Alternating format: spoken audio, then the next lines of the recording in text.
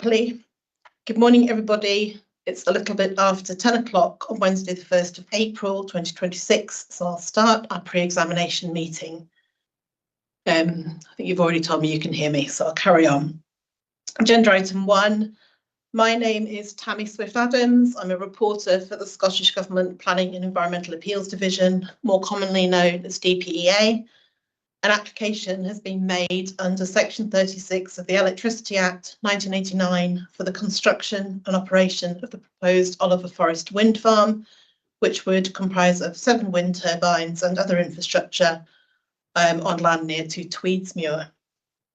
Scottish ministers have appointed me to hold an inquiry and to prepare and submit to them a report on that proposal. That will include my recommendation on whether or not consent should be granted. My colleague Conor McGibbon from our IT and webcasting team is also on the call today, and he will assist us if we run into any technical issues. The purpose of today's meeting is to discuss procedural arrangements for this inquiry. I've set out some proposals for that in the meeting agenda, which was distributed by the case officers last week. There won't be any discussion today on the merits of the application. A couple of housekeeping points. We've had our fire alarms, so there shouldn't be another one. If meeting participants, so those of you on the call who are expecting to speak, if you keep your cameras turned on, and anybody who's on the call but maybe just in an observing capacity, if you have those off, if you're able to differentiate, that'll just help me know who I need to keep my eye on in case people are trying to come into the conversation. If participants could keep microphones muted apart from when they're actually speaking, that would just help make sure we all hear what we need to hear.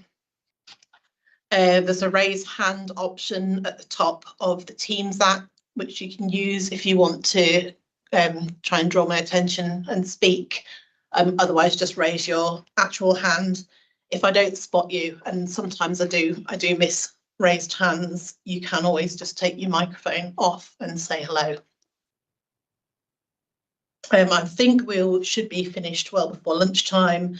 If you prove me wrong on that, we'll take a lunch break at an appropriate point. I might stop for a short break at some point, depending on how we get on with making progress. Just a reminder that the meeting is being webcast live, so that will be available to view now and afterwards on the DPA YouTube channel. So by taking part today, you're consenting to being filmed and to the recording, storage and use of that material for webcasting and training purposes, and for keeping records which are available to members of the public. I'll make a note of today's discussions and I'll circulate that by Friday next week. That'll confirm all the finalised procedural arrangements for the inquiry, which I'll be outlining today and which we'll be discussing. Case officer circulated an agenda for the meeting last week.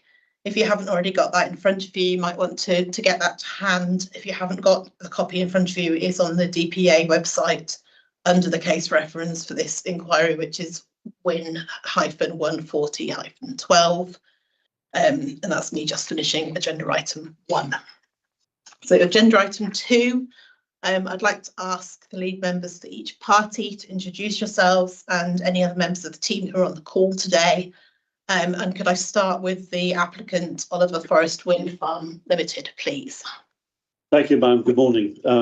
I'm Marcus Trinick, a solicitor of King's Counsel, instructed by Gary McGovern, a partner in Pinsent Mason. Also in the room with me are Rebecca Todd, the project manager at Statcraft for this project, Winston Roberts, associate at Pinsent's, and Kirsty Fairhurst, a trainee with Pinsent's. Thank you, ma'am. Thank you. And Scottish Borders Council, please. Good morning. My name is Sarah Thompson and I'm Managing Solicitor at Scottish Borders Council, and I am here myself today. Okay, thank you. Ministry of Defence, please. Good morning, ma'am. My name is Ruth Crawford.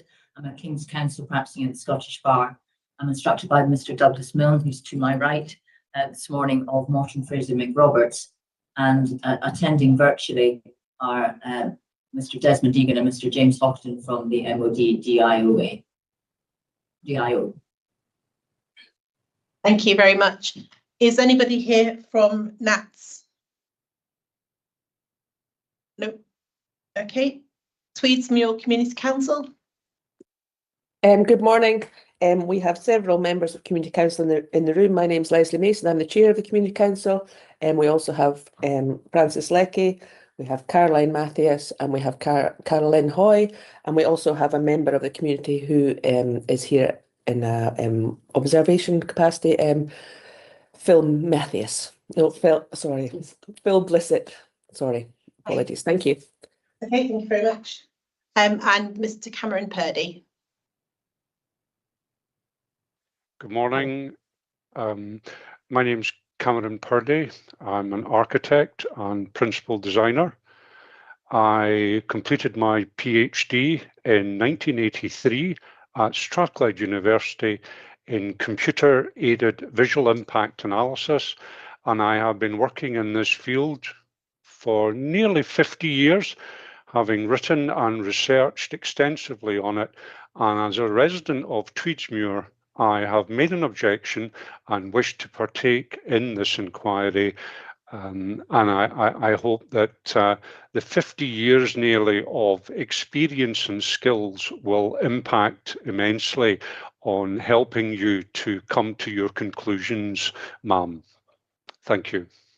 Thank you very much. And later on, there'll be a chance for people to say which parts of the procedures we're going to have, which ones individuals think they're best suited to contribute to. So we'll come to that later on. Is there anybody else on the call whose names I haven't taken? No, that's good. So there'll also be people watching online, but I don't need to take the names, collect the names of those people. I'll move on to agenda item 3. I just want to say a little bit about the code of practice that we use for handling inquiries like this one, and which I'm proposing to use in this case. So in planning cases, there are prescribed rules for the conduct of appeals, but that's not the case for inquiries held under the Electricity Act. So the Scottish Government has a code of practice for handling such inquiries, and that aims to achieve a fair, transparent, efficient and proportionate process, and it broadly mirrors planning appeal proceedings. Essentially, what it recommends is a flexible approach where we choose what procedures are going to be right for each inquiry, rather than holding an inquiry session formally on all topics. Matters can be dealt with through the most appropriate combination of procedures, so that could include inquiry sessions, hearing sessions and or further written submissions, or we can proceed with no further procedures if there are topics on which I already have enough information to guide ministers. So when I report to ministers, I'll take account of all the environmental information that's been submitted by the applicant, together with the consultation responses and the representations that have already been lodged, alongside the evidence that will be gathered throughout the inquiry process. So because of that, I really just say that just to emphasise that the procedural choices that we make for this inquiry don't represent a judgment on the relative importance of topics. It's just identifying the topics on which I don't think I've got quite enough yet from the written information before me. It's worth noting we're in a transition period at the moment. There's new arrangements coming in place for Electricity Act cases, which planning authorities object to if those objections are made after February the 18th of this year. It's likely that the code of practice would be replaced before too long, perhaps during the course of this inquiry, to reflect the new system. However, in this case, the objection from the authority was made well before that date. So this application will be considered under the current or soon to be old system, and the code of practice is still relevant for us. So before I move on, can I just check, does anybody object to us using the code of practice in this case? Just raise your hand if you do object. No, that's great. I'll just record that. I'm going to give a very brief overview of the different types of procedures we might use in this case, and that's particularly for people who haven't taken part in an inquiry like this before. There's a lot of written guidance on this that I'll circulate, so this is just high level. In an inquiry session, witnesses for the relevant parties give evidence. Their evidence will have been set out to me in writing beforehand, in an inquiry report and a shorter precognition. Witnesses are likely to be cross-examined by those who have opposing views. So, objecting parties would typically be cross-examined by the lawyer of the applicant, for example. I might ask questions to witnesses too. It's not essential for every party to be represented by a lawyer in inquiry session. Parties often are, but also individuals do take part and give their own evidence and ask questions of the other party's witnesses. Inquiries are typically used if complex or technical matters are in dispute. In a hearing session, lawyers might take part, but there isn't formal legal representation and there isn't cross-examination, so that they feel a lot less formal in nature than an inquiry session. They take the form of structured discussions, which I would lead, and I would also prepare an agenda beforehand, which would be informed by hearing statements, which all participants would have submitted to me beforehand. Sometimes inquiry programmes now include a community hearing session, which can take different forms depending on how many people are involved and what topics people are wanting to talk about. I haven't proposed one for this session, mainly because of the number of parties is quite small, but we can discuss that later on today if anybody is interested in that. And further written submissions involve one or more parties being asked to provide information on a particular topic that would respond to a specific question or a specific brief that I would set out in the PEM note. Other parties might be invited to comment on what the initial party submits, and the initial party might be asked to provide a closing response. So a typical exchange would be the applicant being asked to provide information by me asking relevant parties to comment, and then just a closing note from the applicant on what the other parties have said. Are there any questions on that before I carry on? No. Okay, agenda item 4 is updates and additional environmental information. So in the agenda, I note that position statements or updated position statements have recently been provided by the applicant, the MOD and by the Community Council. Since the agenda went out, we've also received notification from NATS that it has withdrawn its objection to the application. That's subject to a condition being used in the interest of aviation safety if consent is granted. There's 4 other matters arising that are relevant to this application, some of which I've incorporated into further written submission procedures that I've proposed in the agenda. I'll just briefly outline the updates. We don't need to discuss them. We don't need to discuss these or the procedures in detail here, so we'll come to that in the next agenda item. But the updates are, firstly, the Scottish ministers have made a decision on the Scoop Hill wind farm application, which is particularly, some of which is relevant here, particularly the aspects of it that relate to Ellesmere. There's also an open consultation on a revised approach to managing offshore wind turbine interference with Ellesmere seismic array. There's some initial questions on that in Appendix C of the meeting agenda. And there would probably be a need for further information being needed later in the year, and I expect that's something we'll want to discuss in the next item. The next update is this new Scottish Government guidance on battery energy storage systems. Again, I've got a question on that in the proposed further written submissions. The applicants provided an alternative suggestion to my proposed inquiry timetable and has asked parties to look at availability in November, so we can discuss that when we come on to talk about dates. And the Court of Session judgment on Rayshore Farms case, in particular in relation to considering what constitutes a project for environmental impact assessment purposes, also has a bearing on this case, and there's some questions on that in Appendix D of the meeting agenda. So it would be worth maybe looking at Appendix D in a moment, because that might have implications for additional environmental information, which I'm also going to cover in this agenda item as the next topic. So before we get on to additional environmental information, are there any other updates on topics that I haven't covered there? Just raise your hand if you've got any. No, okay, so I'll move on to additional environmental information. In the agenda, I noted that I would ask the applicant whether there is any other additional environmental information anticipated, including any update to the cumulative landscape and visual impact assessment. If there is, could you outline that now, and we can look at how we incorporate that into the timeline. So, Mr. Trinick, have you got any you want to report? Thank you, ma'am. Yes, 2 items. First of all, we confirm that we do not think there is a need to update the cumulative landscape and visual baseline. However, we have not yet confirmed the position with Scottish Borders Council. So my suggestion is that we write to Scottish Borders Council detailing why we do not think an update is required. They can give a view, and then we can jointly confirm the position, hopefully to you.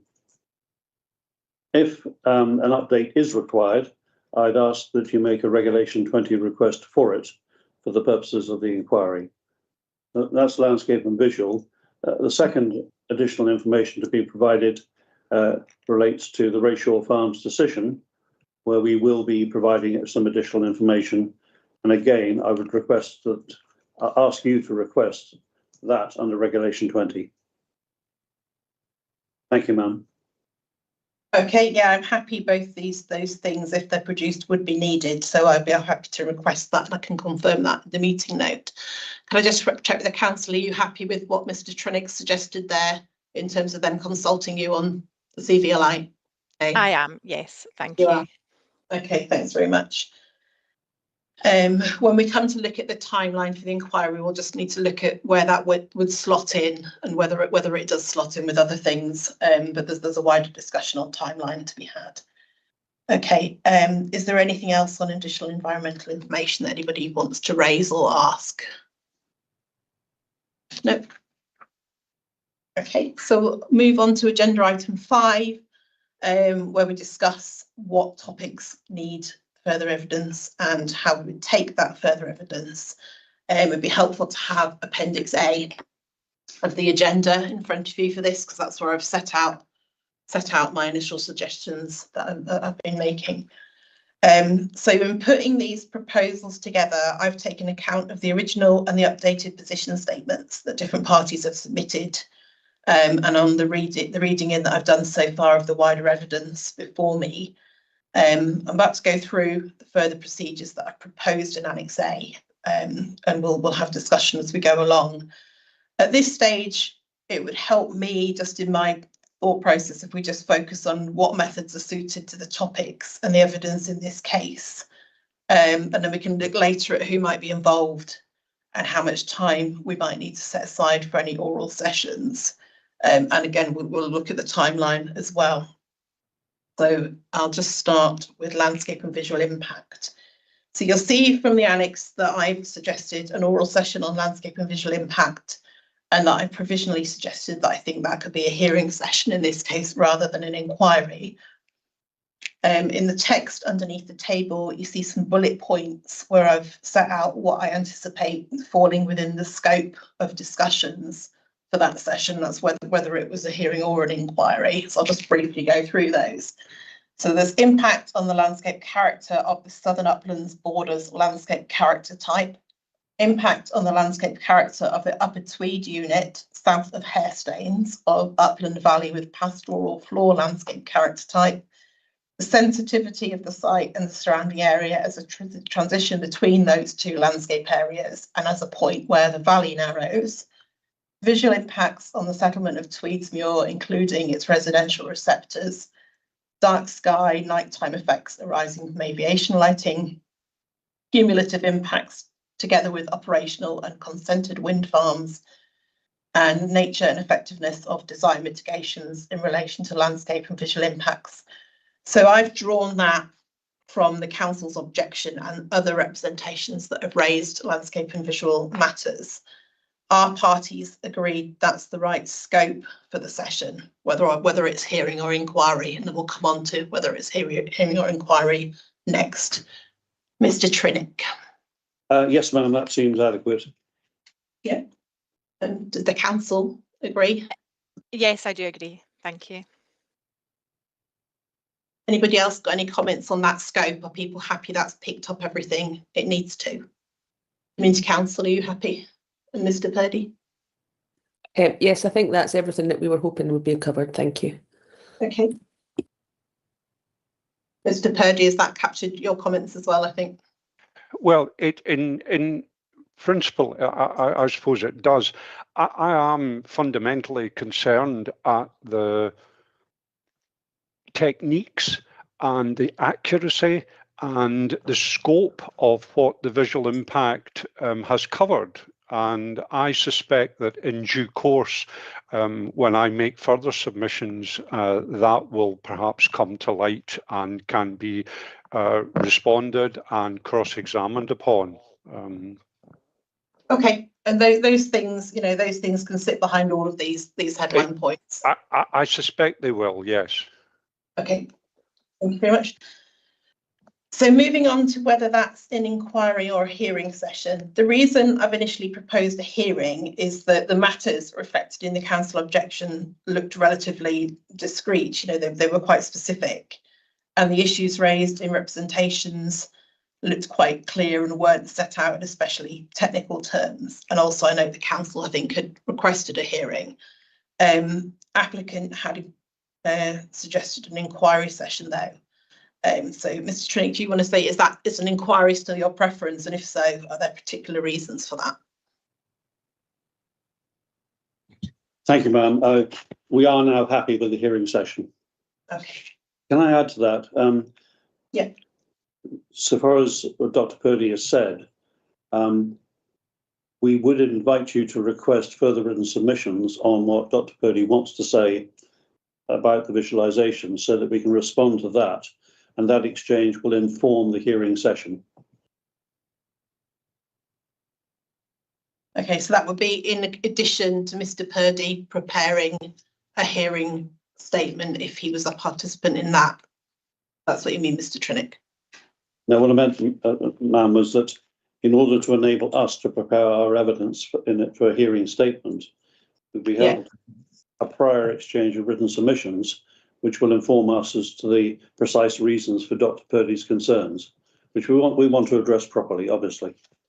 Okay, so are you happy with that, Mr. Purdy? What that would mean would be fairly soon, and in the PEM note, I'd be asking you in particular to set out some information on what your thoughts are and what you'd be wanting to discuss, so that when it comes to wider parties preparing for a discussion on landscape and visual, they can consider what you've said.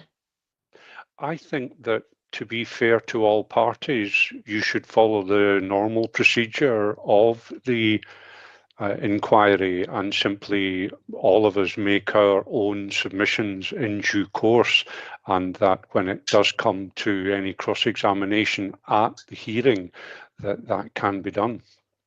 Okay, so normal proceedings would normally mean that parties were confined to things they'd already set out in writing in representations.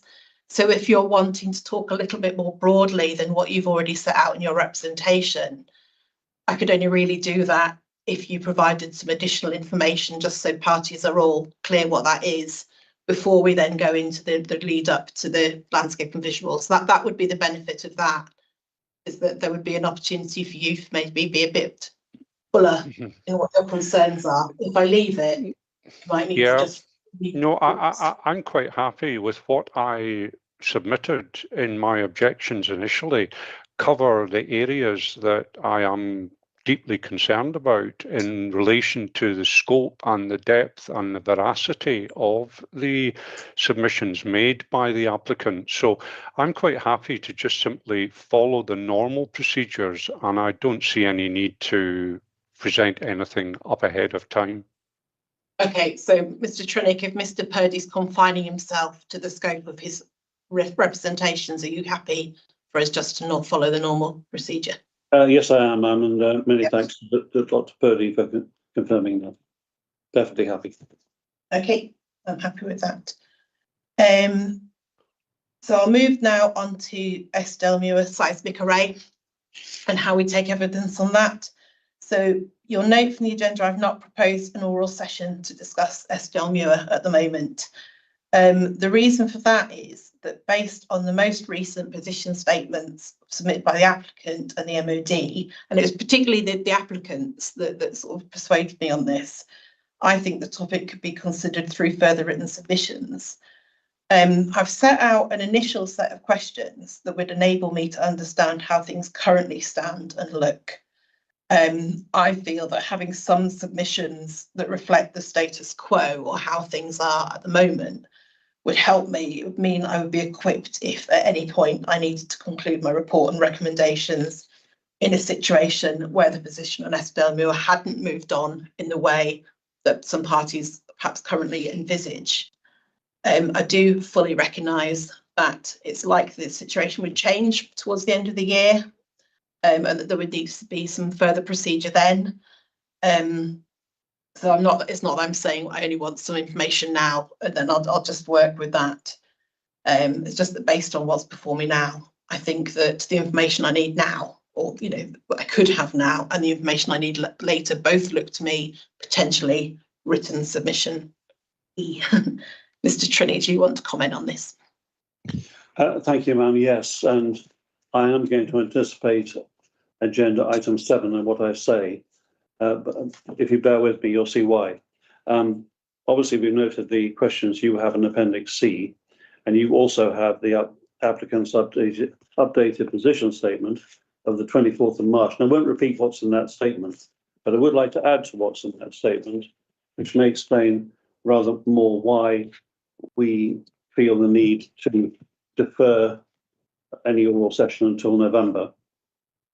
As you recorded in the agenda, the UK government and Scottish government have issued draft technical guidance for consultation. That consultation ends on the 15th of May. The governments will aim to respond to views given by consultees in about August. We don't know precisely. The governments will then finalise the guidance, August, September, sometime around then. One of the key matters, and this is the essence of the issue to be decided by the governments following the consultation, will be the precise value of the seismic impact limit. That is the limit on seismic ground vibration that can be generated by any wind farm on any site. Now, this SIL, as it's called, seismic impact limit, is expressed as a range of potential values in the draft guidance. And the consultation asks for views on the single value which needs to be selected from within that range. Now, depending on the value finalised by governments, there will be consequences for a number of projects, including Oliver Forest Wind Farm, but we won't know those consequences until that single SIL value is extracted from the range following the consultation. And it may be at that stage that we'll have to submit some additional information about the project. We don't know. Now, I acknowledge that this is an uncomfortable position, but we have no influence on the timing of the consultation or its outcome. It was anticipated until very late in the day that the consultation would be on a proposed single value for the SIL, not a range. And that would have made life a lot easier.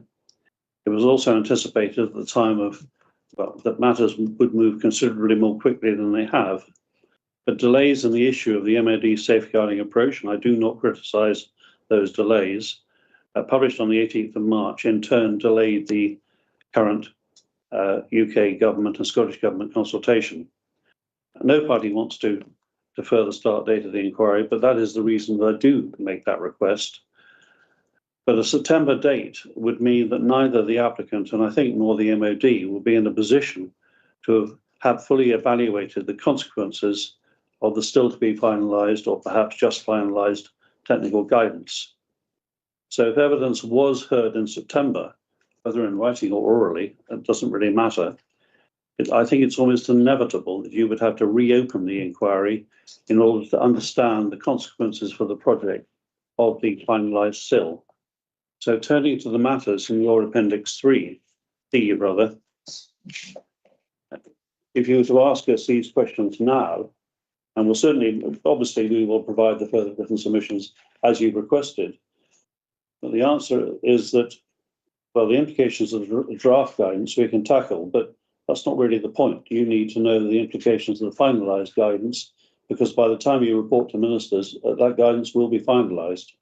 So we can't really answer the questions you've asked in paragraphs 1 or 2, or indeed 3 or 4, as we sit here today.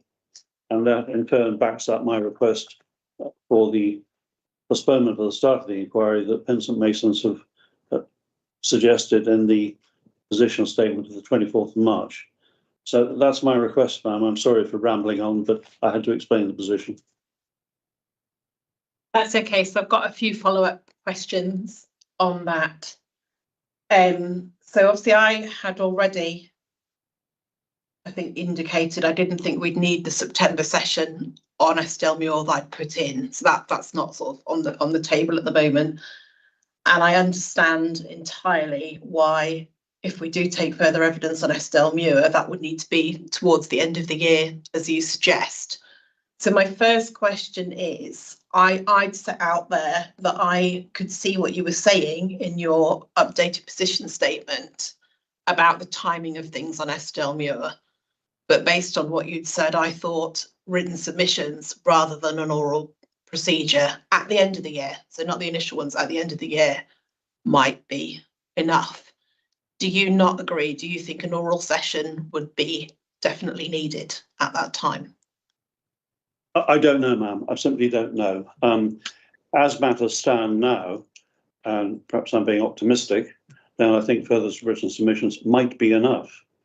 The crucial point is whether or not Oliver Forest Wind Farm will be affected by the seismic impact limit. What I mean is, will it be within what we call the sill zone? Because we're at about 24 kilometres from the array, and the marginal point for the sill is somewhere around 23 to 25. We don't know exactly. So the precise evidence we need to give will depend very much on where the sill point ends up.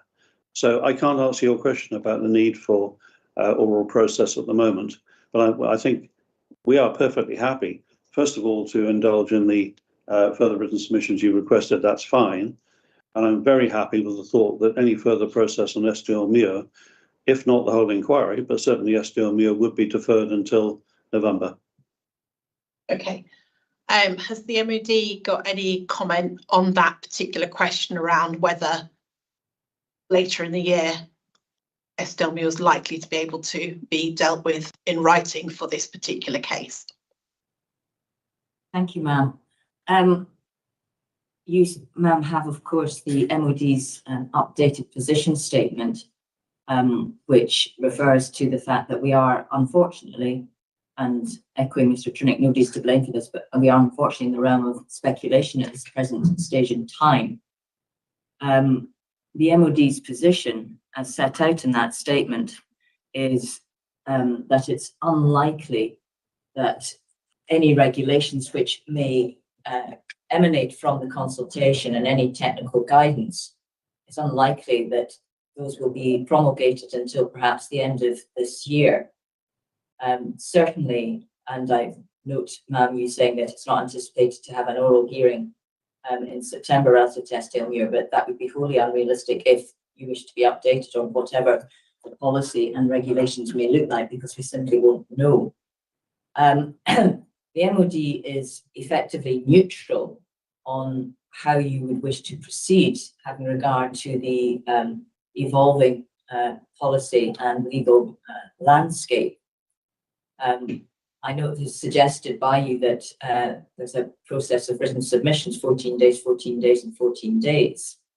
The MOD, subject to whatever the applicant has to say in the written submissions within that time frame, may be limited because we're still in the consultation period, although the MOD's position has been set out relative to, for example, the impact of Scoop Hill and what other matters may be, don't wish to put it pejoratively, in the way of Estelmuir being consented.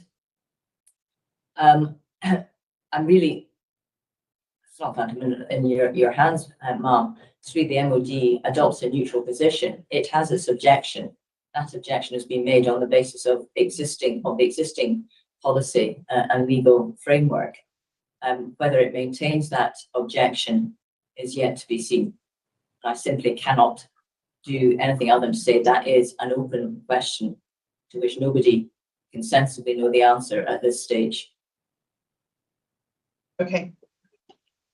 Another question I'll just put to you both is, so when I was outlining the topic there, I mentioned that, well, I'll reword it a bit. I guess I don't want to be without information or views from the applicant and the MOD if I get to a position down the line where it looks like the the policy and regulatory position on Estelmuir isn't changing, or isn't changing in the way that looks like could be the case at the moment. So if I come to a point at the end of the year where I'm needing to write my report and things haven't changed, or the direction's changed entirely, I would be needing to work out where I was on Estelmuir and be able to make some findings or recommendations on that.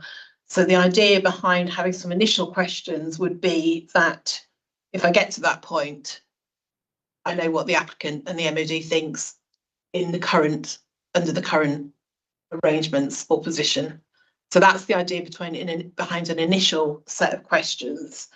If that's what I'm aiming at, maybe this is too elaborate a set of questions for the written submission on this, and I could really just change it to something around what I've just said. You know, if things don't change at the time when the decision has to be made, what are the implications for Estelmuir? Would that be better? Mr. Trinick, have you got a view on that? I think we're perfectly happy to address the points which you have raised in Appendix C so far as we can. We may add to our submissions beyond your questions, and that's fine.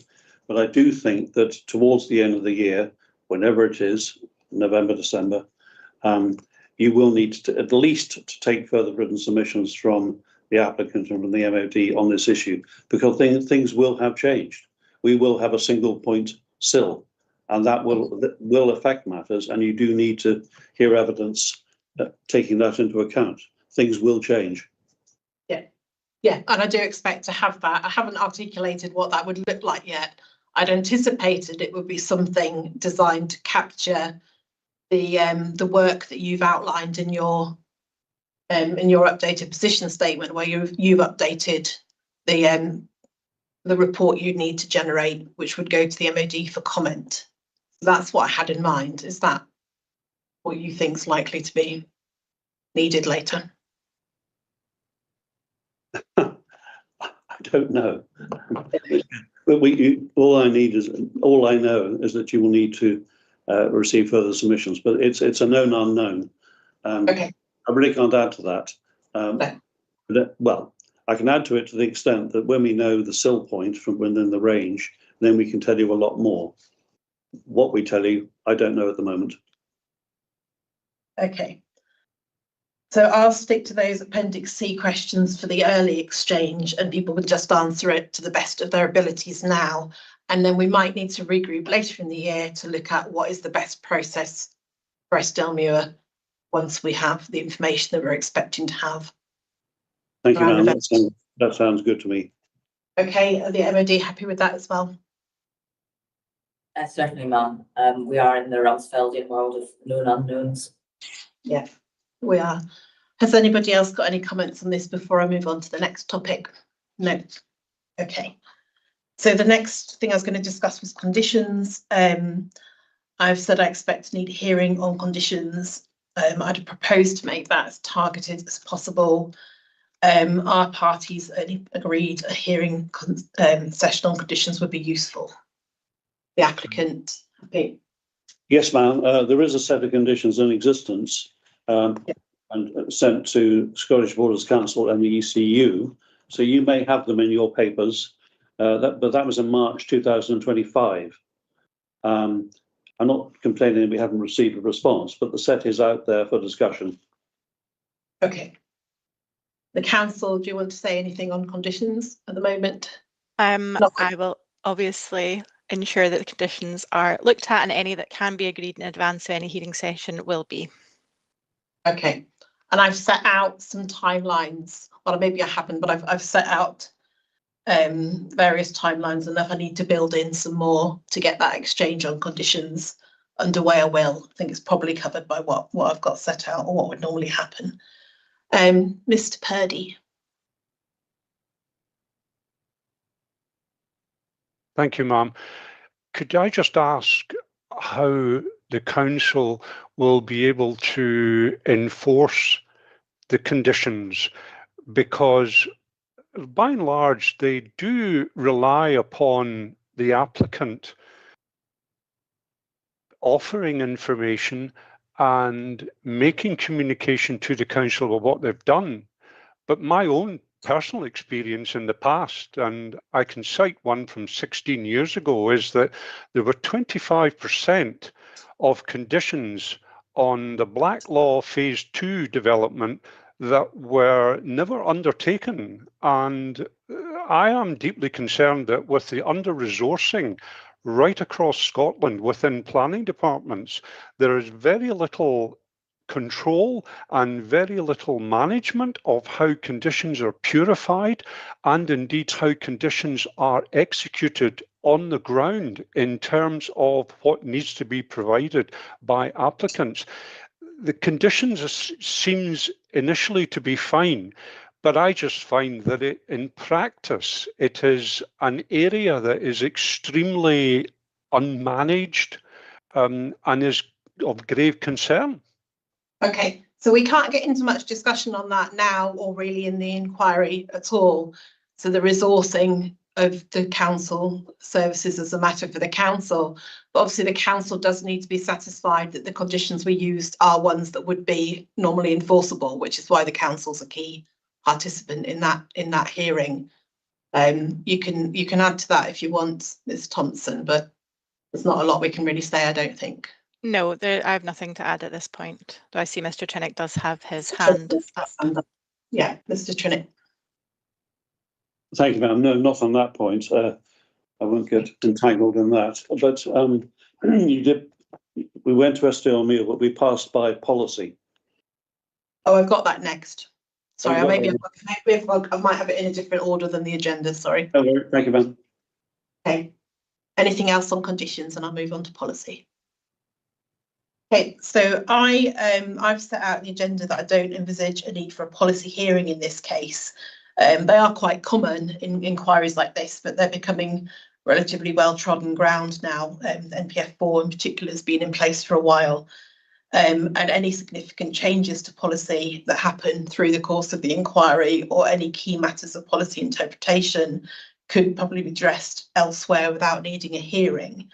Are there any objections to not having a hearing in this case? Mr. Trinick, were you going to speak on that? No, we're content with further written submissions. Okay, is anybody else not content with further written submissions? Okay. I haven't set out a specific further written submission question on policy. I think I've said in the agenda that it might be they can be picked up in the relevant, in any topic specific further written submissions or closing submissions.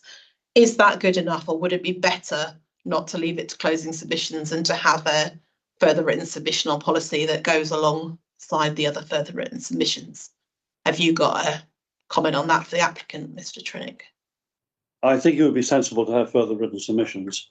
I can't really give new evidence in closing submissions, so I need to depend on submissions already made.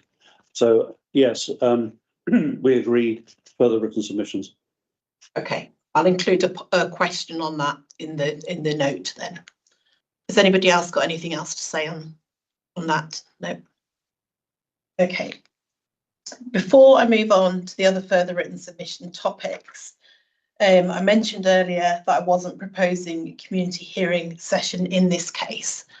I just wanted to check whether the community interests were content with that in this case, or whether they had any questions. So does the Community Council get any questions or views on that?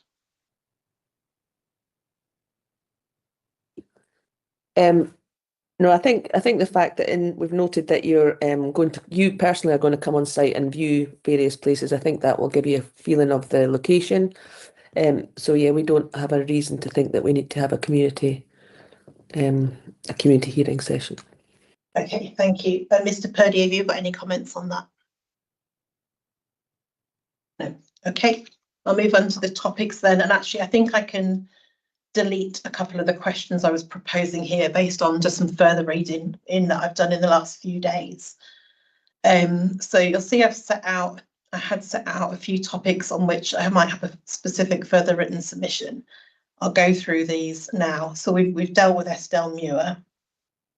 I had flagged that I might have a question on peatland and carbon rich soils. And on reflection, I don't think I do. I think when I originally scoped these questions out at the time of the original PEM date at the start of the year, I'd seen in the consultation responses from NatureScot and SEPA that there were quite a few questions raised about peat and soils, and particularly the location of some of the infrastructure. But I've seen the applicant, I think the applicant has already responded to those, and that SEPA and NatureScot have both said they accepted those comments. So apart from a SEPA condition that could be dealt with through the conditions hearing process, I don't think there's anything outstanding on that I need to ask after all. Does anybody have any comments on that? No. Okay, so there won't be one on, I'll take that out when I do the note. And similarly, ornithology, RSPB Scotland have made a number of comments and suggestions and questions in its various consultation responses. But again, I actually think the applicant has dealt with those in response it's set out. And again, RSPB Scotland has accepted those comments. There was one minor outstanding point around the timing of when the applicant would be contacting South of Scotland Golden Eagle project for information, and whether it would be doing that to get updated information before any survey work. So I might just ask a very straightforward question on that point, but it would just be a straightforward question to the applicant and wouldn't need comment from anybody else. Are people happy with what I've said there? Okay, thank you. On tourism, in the October 2024 consultation response from the Community Council, there was some locally specific evidence in relation to tourism initiatives. For example, the Community Action Plan, which includes community intention to develop low-level sustainable tourism. The Community Council also identified Tweedsmuir as integral location within Destination Tweed project and being located along a proposed River Tweed trail. The council did respond to the Community Council, sorry, the applicant did respond to the Community Council's comments, but didn't really say anything specific on those initiatives. So I'm proposing to ask the applicant to respond to those particular points and then to let the Community Council come back and say, make comments. Mr. Purdy, have you got a question on that? Sorry, ma'am. My question was actually relating to the previous matter. I think sorry. perhaps you moved on a little too quickly, and perhaps you didn't notice that I had raised a hand earlier. It's quite likely, sorry. Yeah. While it's not necessarily my particular expertise or jurisdiction, there has been a great deal of recent activity with the golden eagle population here in Tweedsmuir, and I don't think that just simply making a statement or just asking a fairly basic question about it covers enough. There is a growing population of golden eagle in the area, and I am concerned again about this other aspect of the welfare of those birds, given an awful lot of what we now understand are the habitats of those birds and the foraging grounds. So I would be keen on diving a little deeper into the ornithological issues relating to the wind turbine development, if I may suggest that. So I think the reason that RSPB Scotland has recommended that the applicant contact South of Scotland Golden Eagle project for further information before it started any work is so that that project would be able to update the applicant or the current situation at that time in relation to golden eagles. And that the basic fact of that happening, I think, has already been agreed between the applicant and RSPB to RSPB's satisfaction. So I wasn't proposing to reopen that based on the information before me, but I was wanting to just make sure from the applicant that they were going to do that before they did any work, that information would be relevant to. So it's really just a rounding off of an exchange that's happened between RSPB and the applicant to make sure the applicant has the most up-to-date information on golden eagles before it does anything that would affect golden eagles. Is that right, Mr. Trinick, in terms of where things had got to outside the inquiry? That's correct, ma'am. Yeah. So I'm not proposing, there's nothing in the evidence before me So it sort of leads me to think I need to reopen the detail on that. I'm sort of happy that there's quite a lot of detailed information there. Right. Okay, I accept that, ma'am. Thank you. Okay. So coming back to tourism, what I'd said there was that I would like to get some comments from the applicant on the locally specific tourism evidence included in the Community Council's consultation response. So that would be a request of those comments from the applicant, Community Council having an opportunity to respond to that, and then any closing comment from the applicant. Are you happy with that, Mr. Trinick? Yes, ma'am. Yeah. And is the Community Council happy with that? Yeah, that would be really helpful. Thank you. Okay. Anybody else got a comment on tourism before I move on to noise? Okay. So noise, again, this is a topic that was covered in the Community Council's original consultation response. It was a relatively fleeting comment at that time, but there have been some additional points raised in the position statement that Mr. Campbell submitted last week on behalf of the Community Council, and I would like to give the applicant an opportunity to respond to those additional comments. So the exchange would be the same as with tourism: comments from the applicant, response from the Community Council, final comment from the applicant. Are you happy with that on for the applicant, Mr. Trinick? Yes, thanks, ma'am. Okay, and is the Community Council happy with that too? Yes, that's great. Thank you. Okay. The next topic was battery energy storage systems. This isn't something that's come up in any detail in representations, but it is something that there's some new government guidance on. So I just want to provide an opportunity for parties to firstly be aware of that guidance, and secondly, if they want to let me know whether they think that has any bearing on this application. So this is new guidance on battery energy storage systems that the Scottish Government published on the 19th of March this year, and it touches on a range of matters, including fire safety. Are parties happy that I ask a question about that, and are there parties who would actually be wanting to comment on that? I'll start with you, Mr. Trinick. Yes, thanks, ma'am. That's welcome, and we'll take part.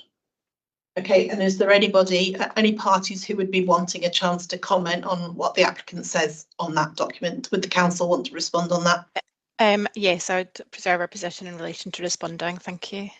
Okay, and did any other parties at this stage think they're likely to want to comment on that?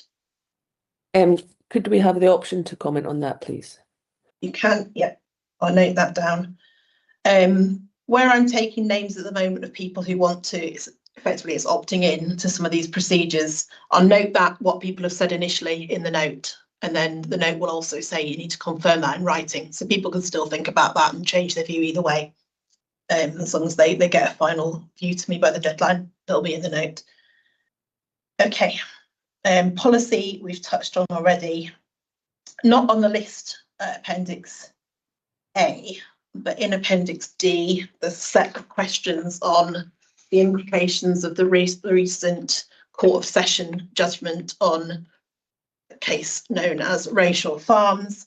And what that really looks at is how you consider what constitutes a project for environmental impact assessment purposes in a case like this. So Appendix D of the agenda sets out a set of questions. These are quite common questions that we've been asking in relation to lots of cases at the moment, but I think they are relevant here. Does any party have anything to say about the questions I've set out in Appendix D? Not to answer the questions, just whether they're happy they're appropriate in this case, and is there anybody who would be wanting to comment on those once we have the applicant's questions? So I'll start with Mr. Trinick. Are you happy they're the right questions for this case? Yes, ma'am, I think they are, more or less. But we will certainly provide submissions on them. Thank you. Okay, thank you. The council, I presume you would like an opportunity to comment on that where the applicants responded. Yes, that's right. Thank you. Okay, and is there any other party at the moment who thinks they might want to comment on that? If you don't know, obviously you can think about it and let me know after you've got the meeting note. I'll just put the applicant and the council down for the time being on that. Okay. So for anything apart from the topics we've talked about, I'm proposing to make my recommendations based on the information that's already before me in the environmental impact assessment, the consultation responses, the representations, etc. Are parties happy with that? If you're not, let me know now. Okay, that's great. So the next agenda item is 6, if I've got my wording, my numbers right. Participations. We've already started to touch on this. In fact, I think I probably know most of the answers to this already. I'll just double check on the landscape and visual impact hearing though. So obviously I will have the applicant and the council taking part in that. Mr. Purdy, I think I have you down as an interested party for that as well. Okay. Is the community council, thank you, is the community council proposing to take part in that, or are you content with the written submissions that you've made being used for your? And we would like to be involved in that hearing, please. Okay. Anybody else? No. Okay, that's fine. And I think I've captured as we go along people's interest in the other topics. I'll note down those provisional notes of interest in the meeting note, and there'll be a deadline in there to ask you within 2 weeks of the date of the meeting note, people just come back and confirm in writing which things they definitely want to take part in. And that's a hard date. I have to have the confirmations within that 2-week period if you want to take part. So I'll make sure that's very clear in the note. That's why I'm emphasising it now. Okay, a couple of other things I've just got noted to mention under this agenda item. One relates to conditions. So it is customary for the applicant to work with the council and any other relevant parties on conditions in the run-up to a conditions hearing. So as Mr. Trinick said, there's already a set of draft conditions here that can form the basis of that discussion. I would like to have, in advance of the conditions hearing, a set of conditions and clear explanation as to the extent to which they've been agreed between the applicant and the council, and where there's disagreement, I just need to be clear which conditions that is, what the disagreement is, and if parties have got differing views on, you know, how those conditions should be worded, let me know and let me know why. So it'd be useful, as well as having the schedule and the table, to actually have just a brief statement from each party just on where they've got to and what they're happy with and what they're not. So I think I've included that in the Appendix B timeline for document submissions. Mr. Trinick, are you happy for the applicant to lead on that work? And I think you said you've already started it. Yes, ma'am, of course. Yeah, you are. Okay, thank you. Where there are conditions that statutory consultees have asked for, it would be helpful to me if that could just be acknowledged and confirmed as to whether or not that's been dealt with when I get that, just so I don't have to do that joining up work myself. I've already mentioned the SEPA one, but there'll be some others too. Okay, and similarly, it's quite common but not mandatory for main parties to prepare statements of agreed matters where there are oral sessions happening. So I would expect to see one of those for the landscape and visual impact hearing. And if we have an oral session on Estelmuir, again, that might be useful there. So you anticipating doing that in this case, Mr. Trinick? Yes, ma'am, certainly for landscape and visual matters, extremely helpful, narrow down the differences. For Estelmuir, well, we'll see. I'm sure it will be useful. Okay, thank you very much. Has anybody got any other questions before I move on to the next agenda point? No. So the next agenda item is inquiry and hearing session dates, location and likely duration. So we can look here at what needs to move to November time and potentially what doesn't. So previously we'd agreed 2 weeks in September when parties would be available to discuss Estelmuir and landscape and visual. We've already agreed we're not going to talk about Estelmuir in September, so we don't need that week beginning the 7th of September.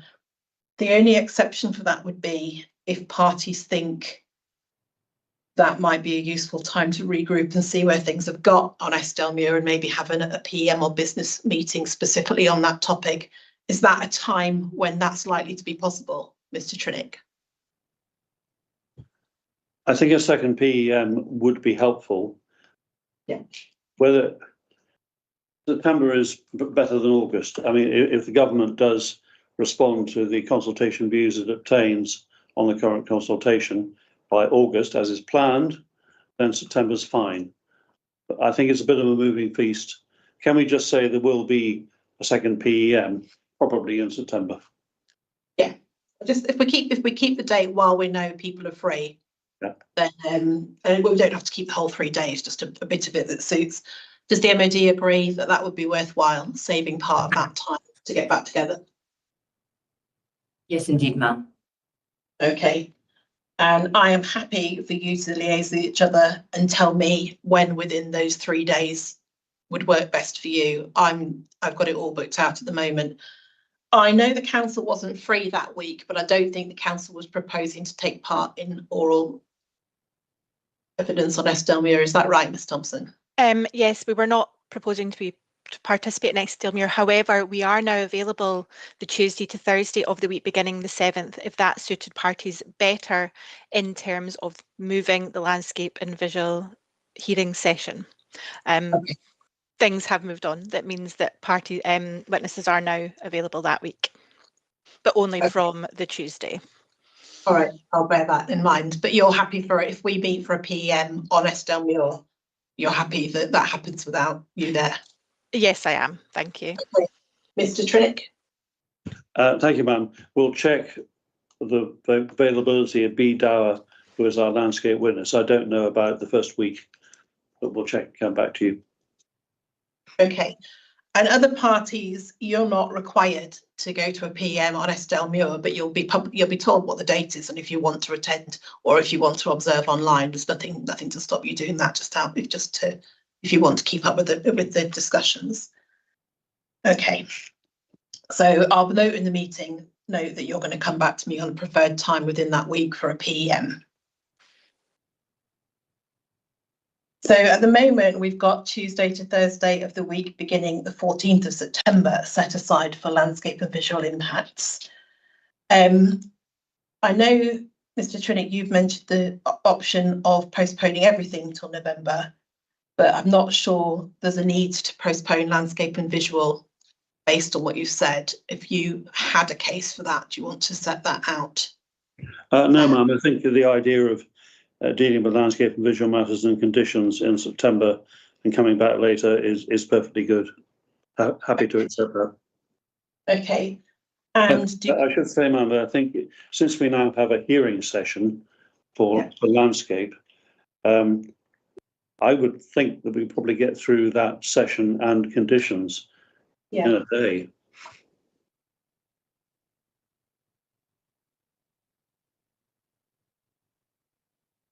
Do you agree on that that's likely, Ms Thompson, for the council? I think there's a fair possibility of that, yes. Okay. Does anybody else have comments on that? No. So maybe if we just have a day, but perhaps keep a day or half a day in reserve in case we find that we do need it. Again, I'm happy for the council and the applicant to liaise on which portion of those 3 days you'd prefer, and I'll go along with whatever you agree on. Okay. So when we do come to have oral sessions, just to flag up how I'd expect those to run, I propose starting at 10 o'clock each day and running through to about 4:30. I've sometimes had longer days, but they're not always, they can be quite draining, unless a slightly longer one just means we definitely come in within a day. That's generally how I prefer to run things, taking short breaks in the morning and afternoons as well as a lunch break. So I think we've covered the timing, to cover the duration. I'll come on to venues and locations. So I would propose to have the landscape and visual impact session and the conditions session, I guess, if it's going to run straight after that at a local venue in the area rather than online. Are parties happy? That's appropriate. Are you happy for the applicant, Mr. Trinick? We prefer in person, and we suggest that Peebles Hydro, if available, would be a very good venue. Okay, I think colleagues have used that venue before. Does the council have a view on whether we have it in person, and if so, if that's a good venue? I know there is always a preference for in-person. I have no difficulty with that or the venue proposed, though the Community Council may be better placed to identify a suitable location. Yeah, and the Community Council, have you got a view on Peebles Hydro? Well, we've had a public inquiry in our village hall before, when we did another wind farm consultation. So is there any reason why our village hall wouldn't be a suitable venue? Is that Tweedsmuir Village Hall? Yeah. And do you know what inquiry was that? I can just check. It was White Lawbray. White Lawbray. And did that work in terms of people fitting in and Wi-Fi and enough sockets? We've got better Wi-Fi now than we had then, so yeah, it would be fine. Okay. Yeah, and there's plenty, and we could arrange for catering and things as well if that was required. So. Okay. We don't do catering. Oh, we could send people for lunch somewhere. We could send people for lunch. Okay. Well, I'll check here with colleagues who might have been involved in that, whether that worked well. Have you got a sense of how many local people are likely to come and want to observe the proceedings? I would imagine, yeah, maybe up to about 12.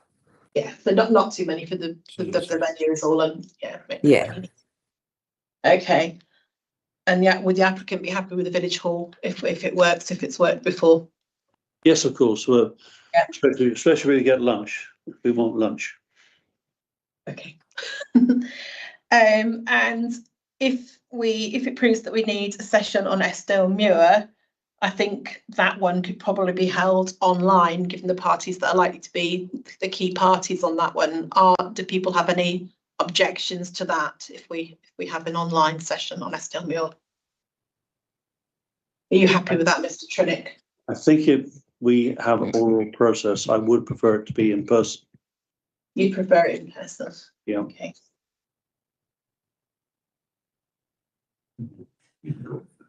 Is there a reason for that in particular? Is it just general preference? Yeah, the reason has less to do with what happens in the session than the possibilities for the parties to communicate outside the session in a way which could be helpful to you. Having us all there, I think, makes better sense in terms of getting the maximum value. Okay. This is a topic where discussions outside the inquiry room can be very helpful indeed. Okay, I understand that point. Do you agree, the MOD, that might be helpful if that eventuality comes to us? Well, speaking for myself, personal in-person sessions usually are more productive, and if that can be accommodated, the MOD is certainly not going to object. Depending on the interest from the community, it may be that we don't have to decamp to the borders, and we could do the in-person session either at the DPA's offices perhaps, or somewhere more central in Edinburgh. Okay, and would that be all right with you, Mr. Trinick? Yes, I think so. But I think although the community are not involved, they might want nevertheless to hear the evidence. So I turn to the community council. Yeah, and so did the community council have a view on that? So if we had a session that wasn't in the borders, it would, or wherever we had it, and whether even if it was online, that would be broadcast live for people to watch remotely. Do you think that there would be interest locally for people to be going to watch discussion on Eskdalemuir if that happened? I think so. So even if it was being held somewhere else, that would still be available to watch live. Is that what you? Yeah, I mean, I think that would be fine. So as long as you can watch it, yeah, online, you're not yes. too worried about it. Okay, yes. Mr. Purdy, what's your thinking on that? I'm just a little concerned that we're hearing about something that may not be counted as a public inquiry if there are discussions going on between parties that are not part of the viewing ability to participants. Okay, To what extent is that a public inquiry as opposed to some sort of off-the-record dealing going on? so the formal inquiry or hearing session would be the discussion around the table that I was leading. Parties in breaks might have chats of their own, but that happens. That's just something that people do. So it would be a formal process. I think what Mr. Trinick and the MOD are talking about is just that sometimes you might find an impasse, or somebody might have something they can come to agreement between themselves on if they're able to have a quick chat. That wouldn't be part of the formal inquiry, though. And if you would do it, it's no different really to discussion. I was talking about an applicant and the council having discussions on what conditions might be appropriate. That happens between those parties. It's not formally part of the inquiry until we're around the table talking about it. So I understand what you mean, but it's not. Yeah, my point is, ma'am, that it's not publicly accountable. No, it's not part of the inquiry process. But what Mr. Trinick's doing there is just articulating that happens. He's not revealed something that's inherently wrong. It's just there are discussions that happen between parties that aren't part of the inquiry process, but they inform then what comes to the table. Do you want to add anything, Mr. Trinick, to that? I do see Dr. Purdy's point. I understand it fully. But having the SDOMER session, say in Falkirk or Edinburgh, as opposed to here, doesn't mean that it won't be observable through the webcam. It'll be in public. So this is not a discussion behind closed doors. It's part of the inquiry. Hence my point, in fact, that maybe we could hold it locally so that people come and observe. Can see what's happening. Okay. And equally, Mr. Purdy, if I wanted to know why a party was bringing a particular point to the table and it wasn't clear enough to me where that had come from, I would ask questions and you'd be able to observe that happening. But as Mr. Trinick says, maybe having it locally means people can just see for themselves what's happening. Yes, I respect your impartiality, ma'am, and I respect your control of that situation. So I'm fine with that. Okay, but I'll take all that into account when we think about what would be best. Thank you kindly. You're welcome. And probably the time when we would agree on that would be at that September meeting, just to discuss what further procedures we need on Estelmuir.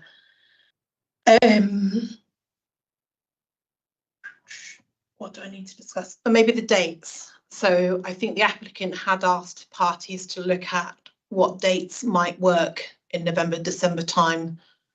We don't necessarily need to pin those down now, but if there were any that you had in mind, if you let me know, I could always ask our IT webcasting team whether they're available then and reserve them if they are. Did you get anywhere on that, Mr. Trinick? Not yet, ma'am. If we can discuss matters with the MOD and other parties as relevant, we'll come back to you. Okay, yeah, that's fine with me. Any other questions on this agenda item before I move on to the timeline for submitting documents? No.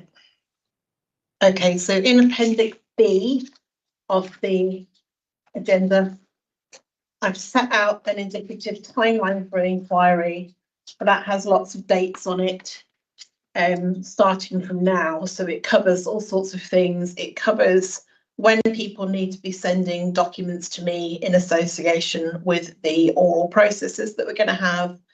It has when I'm expecting to receive further written submissions for parties and when other parties would be able to comment on that. It's also got timelines relating to work that the applicant and the case officer would lead on compiling a formal list of the foundation and supporting documents for the inquiry. That's something that's very important to the functioning of oral sessions and that it's useful for me in writing up my reports. I can include links to key evidence for the ministers.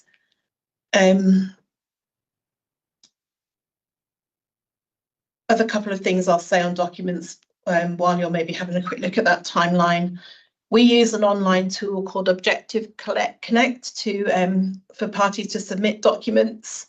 There's some instructions that go with that to help parties, and the reasons we do that and the reasons we prefer that over just email submissions are firstly that parties don't have to remember to copy other people in when they're submitting things, because the app automatically knows who needs to be notified of submissions and sends those notifications out.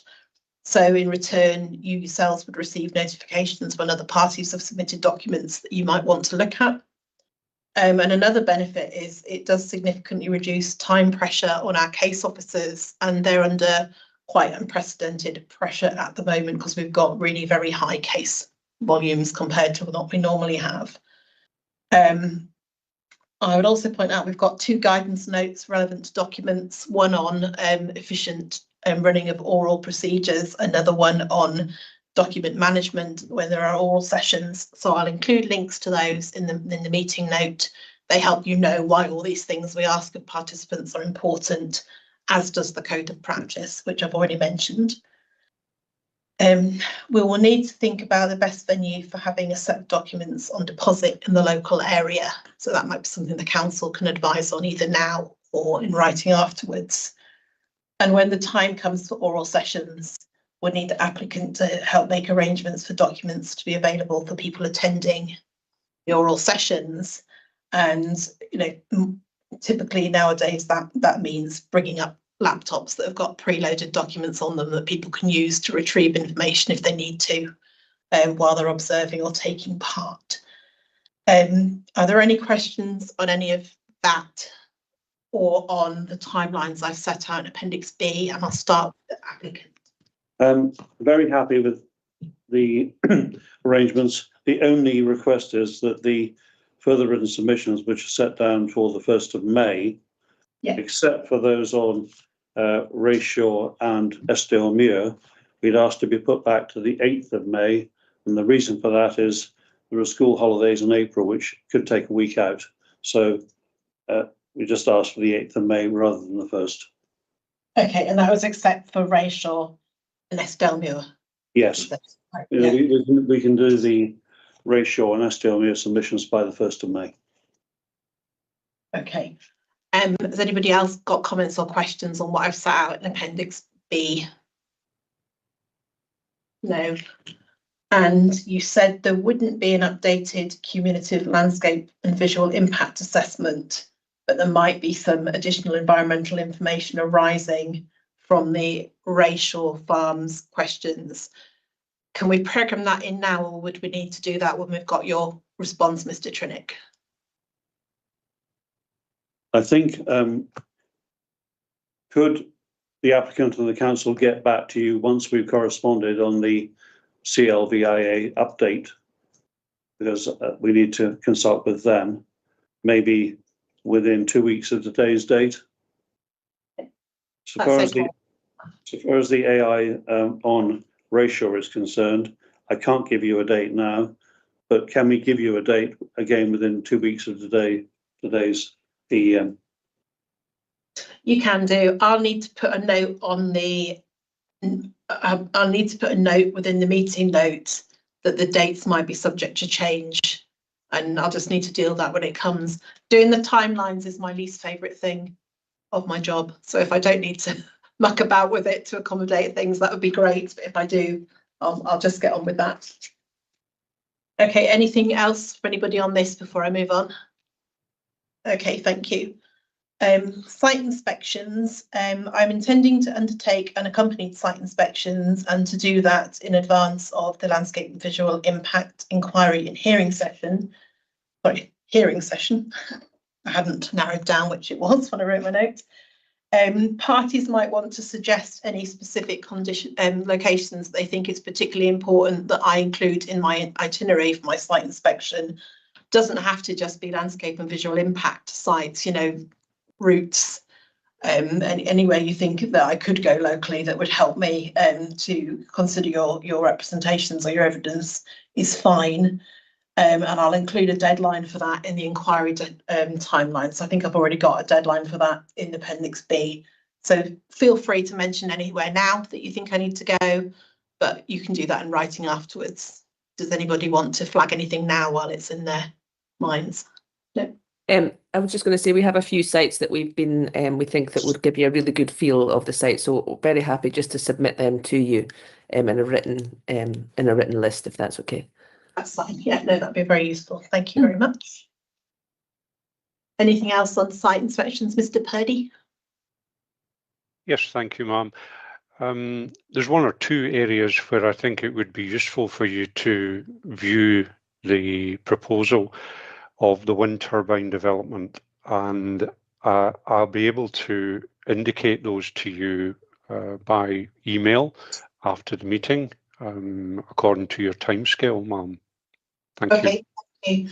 And for both Mr. Purdy and the Community Council, if you're directing me anywhere that's not, that I might find difficulty finding, if you want to give me a map or a point for it, or if it's somewhere I'd need to walk to, if you want to suggest a route, then that can be helpful as well, if they're that type of location.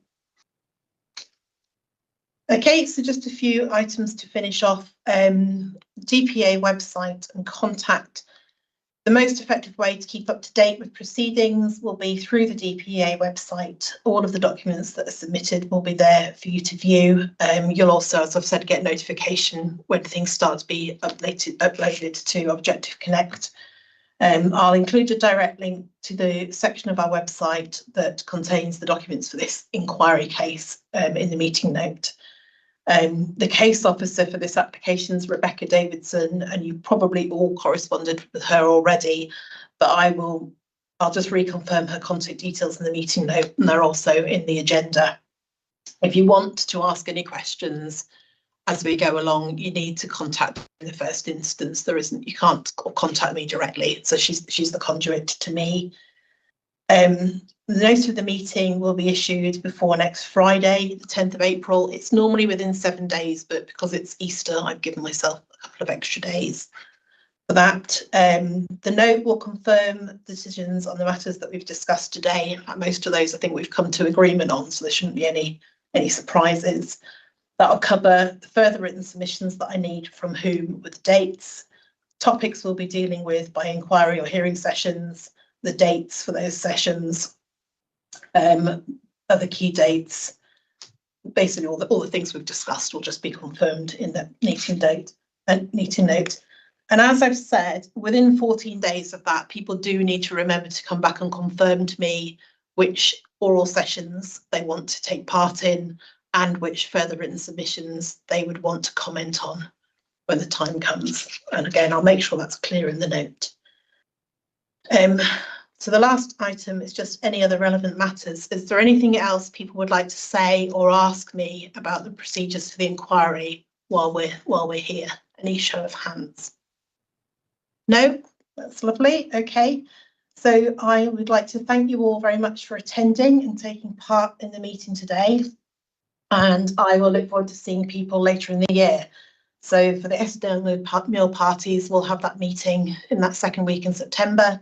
And for everybody else, I will see you at the Landscape and Visual Impact session in the third week in September. Okay, thank you very much, everybody. That's all for today. Thank you, ma'am. Thank you.